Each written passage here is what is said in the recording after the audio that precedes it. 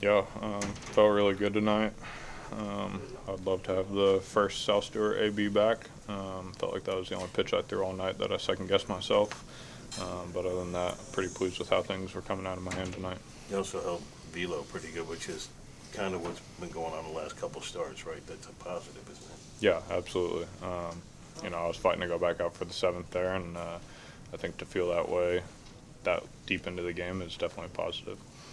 That deep into the game, but also this deep into the season, too. Do you take positives out of it being September, 15th, and still wanting to pitch that deep in the game? Yeah, absolutely. I think, we're reaching the mark where I've thrown more innings than I ever have at any level in my life, and to be feeling this way and trending this direction this late in the year, I think is definitely a good thing. What's your work look like between starts? Ollie mentioned you've been doing a lot of weight room stuff. Do you feel that paying off now? Yeah, definitely. There's been a lot of tinkering this second half and a lot of learning. Unfortunately, a lot of it is trial and error. You can't know until you try it and go through it and see what kind of return you get. But I feel like we kind of found a sweet spot with the workload in between starts and how to approach the bullpens and the weight room and the training room and all that. And obviously trending in the right direction. So we're going to keep doing that.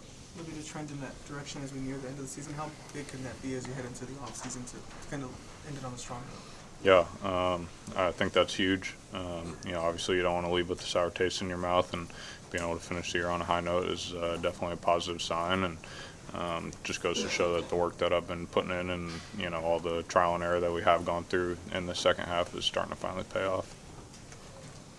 You mentioned trial and error. How important was it to sort of settle into a routine? Like you were so routine oriented coming into the season, trying to find something that works, and then to have to do trial and error and finally come to something. What's that been like for you? Yeah, it was tough going through it. Still going through it, still figuring things out. But felt like this was the first time I ever really hit a wall like that in my career, starting or relieving.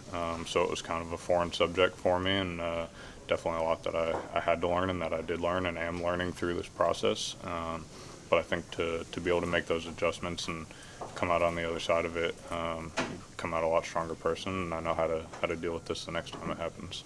We always said that you're going to see the benefits of this next year. Like it may have sucked to go through it now, but next year you're going to be better because of this. Do you believe that? Yeah, I just had a conversation with Dusty the other day before my bullpen, about making these last few starts and the workload that I've gone through this year, and how that's going to support me next year. And ideally, I end up throwing more innings than I did this year, and getting that inning count as high as we can right now is definitely a good thing. You've said this is all you've ever wanted to do. I mean, do you feel more certain than ever that this is your path now to be that starter who a team can depend on every 5 days? Yeah, I don't think I've ever questioned whether or not it's something I want to do or how bad I want it. I think that's been pretty obvious, but it's more so the ability to do it day in and day out and give the team a chance to win, 30 times a year. And going through what I went through this year, I'm very confident about what I'm able to do the rest of the season and next year also.